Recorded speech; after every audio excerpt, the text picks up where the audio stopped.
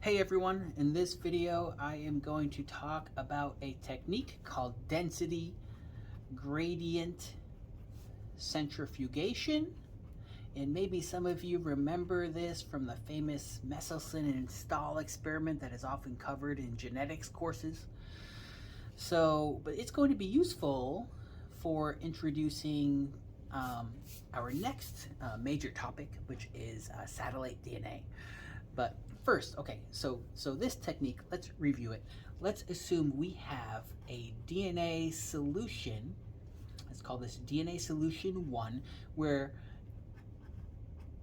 the DNA molecules in the solution have a GC content of 40%. So 40% GC. And what does that mean? That means 40% of the base pairs in these DNA molecules here are GC base pairs. So 60% would be AT base pairs. So, okay, let's assume we have another DNA solution 2, where the DNA molecules have a GC percentage of 60%. So 60% GC. So 60% guanine cytosine base pairs. Now, we can analyze these solutions of DNA by density gradient centrifugation. So we have these two test tubes here. And what we can do is we can fill them with a solution of cesium chloride. And cesium chloride is often used because cesium is a really heavy atom. And if we spin these tubes at really high speed for a really long time, what we will get is a density gradient where the top of the tube will have the lower density levels and the bottom of the tube will have the higher density levels, and the density will increase as we move from the top to the bottom of the tube.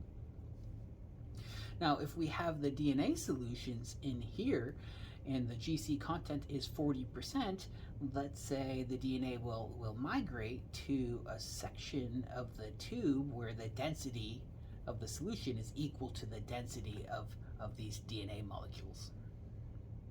And let's say this is where the DNA migrates to in this tube. And let's say this one over here, where we have 60% GC, well, we would see the DNA migrating to a lower layer of the tube relative to this one over here. And it has to do with the percentage of GC base pairs.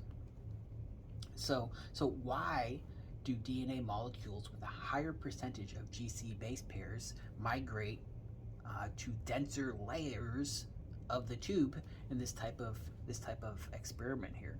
Well, the reason is they're more dense. They're more dense. And why are they more dense? Well, it turns out that GC base pairs, I could put the C up here and the G down there, that's fine. GC base pairs have slightly more mass than AT base pairs, so less mass. And it turns out that, okay, these are two nucleotides, these are two nucleotides, they have the same volume. So density equals mass over volume, right? We don't even need to consider the volume because it's the same for each one. So which one's going to have more density? Well, it's going to be the GC base pairs because they have more mass. Now,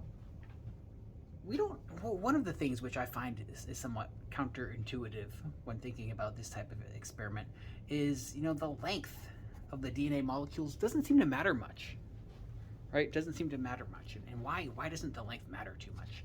Well, I think it has something to do, well, we can do a little sort of conceptual exercise here. And let's say take two nucleotides like that over here, and I don't know why I put two lines between them, but let's do 4 nucleotides over here, And let's do 6 nucleotides over here. Now, if you had 2 nucleotides floating around in a solution, they wouldn't stick together like this, because DNA molecules need to be long chains in order to get enough hydrogen bonds formed between them to hold those chains together. But let's just assume we can have, say, a DNA molecule consisting of 2 nucleotides, 2 base paired nucleotides. And over here we have 2 base pairs. So 4 nucleotides, 2 base pairs, and over here we have 3 base pairs. Now, instead of using like milliliters or liters or microliters for volumes, let's just use volume units. We'll just call them just generic units. And we're going to give this volume a volume of 1.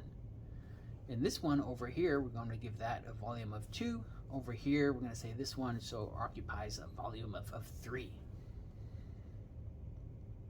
And that makes sense. You know, the molecule's getting bigger. It's occupying a greater volume. And so let's use mass up here instead of using micrograms or nanograms or picograms or anything. Let's we'll just call them mass units, generic units. And we're going to give each nucleotide in here, let's say, a mass of 0.5. And so 0.5 plus 0.5 is 1. The total mass will be 1. For this hypothetical molecule here. For this one, it's going to be 2 because each one is 0.5. For this one, it's going to be 3. Okay, so density equals mass over volume. And so the density for each of these, even though the molecules are getting longer, the density is going to be 1 in each case. Okay, so we'd expect all of these molecules here to migrate to the same position in a centrifuge tube if used in a density gradient centrifugation experiment. So we'd expect them all to migrate to the same place, let's say right here. Now, what if we start thinking about these molecules as either being AT base pairs or GC base pairs? Let's say these are A's and T's here, and here, and 1 GC here, and 2 ATs here. Well, okay, how does that impact these molecules? Well, we know GCs have more mass than ATs. We don't need to worry too much about the precise mass, but let's just say A's and T's, we're going to give these 0.4 units. We're going to say these weigh 0.4 units, or they have 0.4 units of mass. And G's and C's, these nucleotides, let's say they have 0.6 units of mass. And so we would change these, total masses for these molecules to 0.8, 0.4 plus 0.4, and this is going to be 1.6, right? 0.4 times 4, 0.4 plus 0.4 plus 0.4 plus 0.4. And then over here, this is going to be equal to 1.6, because it's the same as this over here, plus 1.2, because we gave 0.6 units to the G and the C. That's going to be equal to 2.8. So, to get the different densities of these, we can say that, okay, 0.8 divided by 1, a mass of 0.8 divided by 1 volume, the density is going to be 0.8 for this one right here. How about this over here? 1.6 divided by 2, density is 0.8. How about this one? 2.8 divided by 3. Is it going to be 0.8? No, it's not going to be 0.8. I think it's something like 0.93 or something like that. You can grab your calculator. But the point is, it's more dense. The density is higher for this molecule than it is for these. And so as a result, this molecule here, if we had a collection of them, if we had millions of them, we might be able to see it if we had some sort of DNA binding agent or something like that, should migrate down here, while these up here should migrate somewhere up here, or at least higher relative to this one, because these molecules here would have less density. So I hope that helps you see why the length doesn't matter too much. That always sort of bothers me, and I think that's somewhat counterintuitive when thinking about these experiments, that the length of the DNA molecule doesn't matter. What matters is the percentage of GC base pairs in the DNA molecules. Okay, everyone, so now that we know a little bit, or we have reviewed how density gradient centrifugation works, we can talk about how researchers used this technique decades ago to discover something interesting about mice. Now, and actually most eukaryotic organisms and animals have this same phenomenon that we're going to talk about, that I'm going to talk about in this video.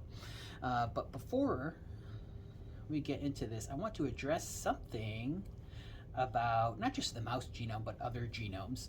And so let's say we are looking, let's say this line right here is represents one of the chromosomes in mice.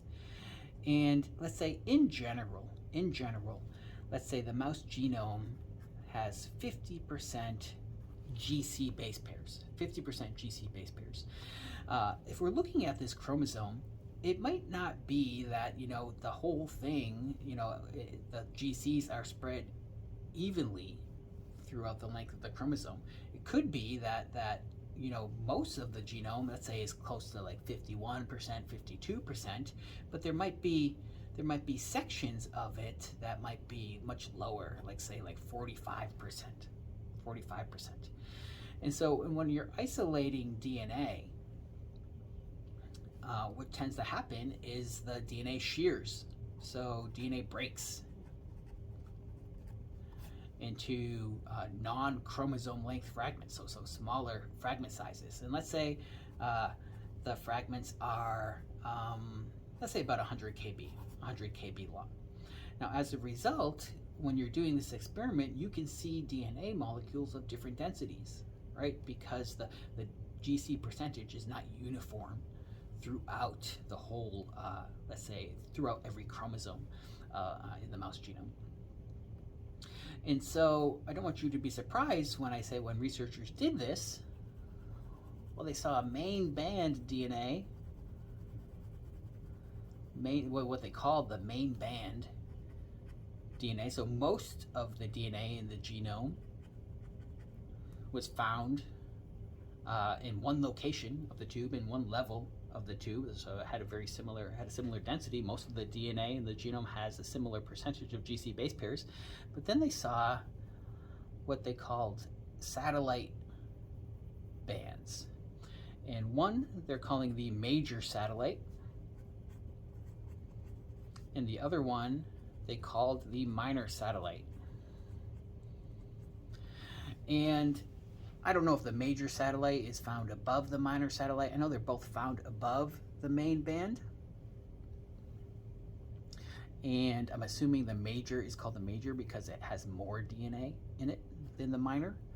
So we have the major satellite band and the minor satellite band, and the DNA in the bands is now called the major satellite DNA and the minor satellite DNA.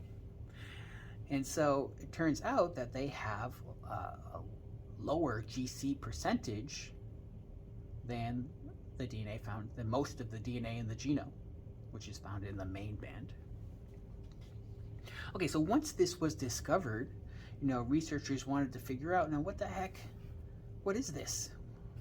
What is the DNA in here? What is the DNA in here? And so this is way before our cutting edge sequencing technologies were available, but they were able to sequence it. And I think maybe they use Sanger sequencing. I need to go back and read the paper to figure out how they determined what the sequence was.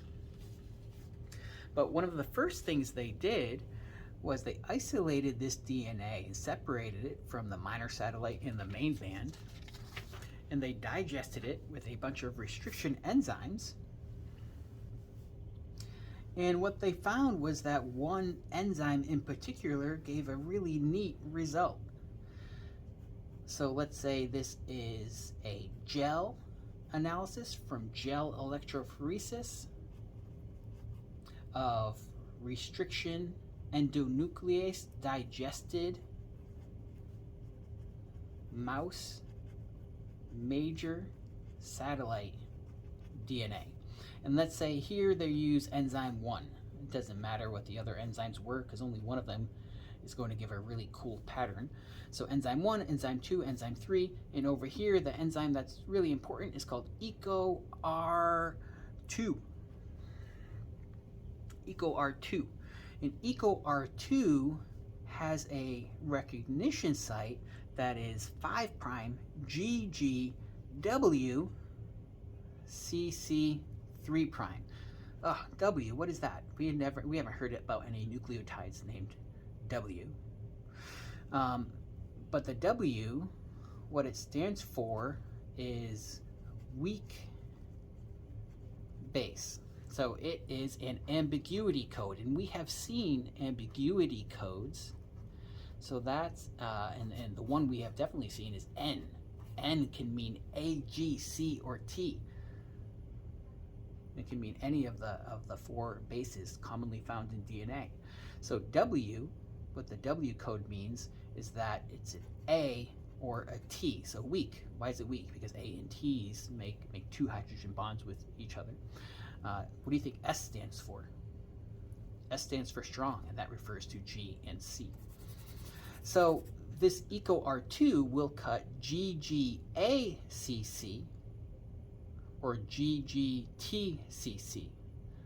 And keep in mind that I'm only showing the one strand of the DNA molecule, and the complement would be, of course, down here.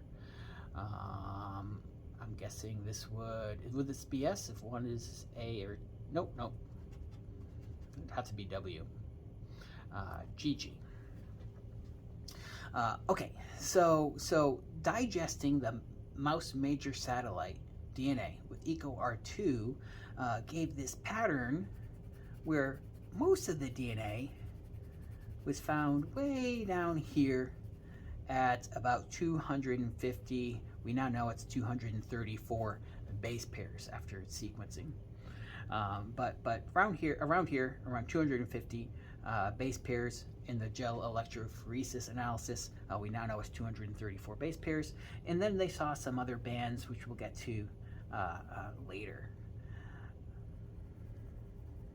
And we kind of showed this sort of laddering pattern. But these were not nearly as intense as most of this band right here, because most of the DNA was digested into these 234 base pair fragments. Now these other enzymes, well, they didn't really do anything that interesting. So I'm just going to show the DNA kind of smeared over here. Okay, so this is the important one right here.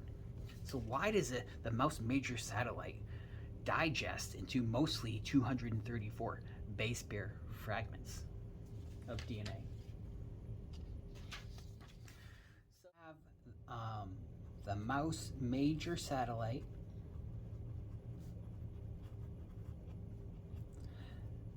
digested into 234 base pair fragments with the enzyme EcoR2. Now, if we were to look at that sequence, let's assume this long rectangle is that sequence, and all these 234 base pair fragments, turns out they're all essentially identical to one another, right? Because it digests into EcoR2 fragments, and all the fragments are 234 base pairs long. And let's put the EcoR2 site up here. And so that would be GGACC, CCTGG. Remember we said this has to be a W. Turns out it's an A. It's an A, GGACC. Or up there, and then GGTCC down there. And so when researchers looked at this sequence, what they found is that this 234 base pair unit here can be divided into 117 base pair units that are 80% identical. And so we can call this the half unit the half unit. If this is the 234 base pair unit is a single unit, well, if we divide it in two, we've got half units here. And okay, well, why? And it looks like, these resulted from a duplication event of an ancestral 117 base pair sequence. And then we had some mutations leading to slight divergence of the sequences. So now they're only 80% identical. And one of the differences is found over here, right? There's a difference here that eliminates the potential EcoR2 site. And if it didn't mutate there, well, then we wouldn't have a 234 base pair EcoR2 fragment. We'd have 117 base pair EcoR2 fragments. Now, I think I have, where is that? I don't know if you'll be able to see, you won't be able to see this if you're on your phone, but here's the sequence.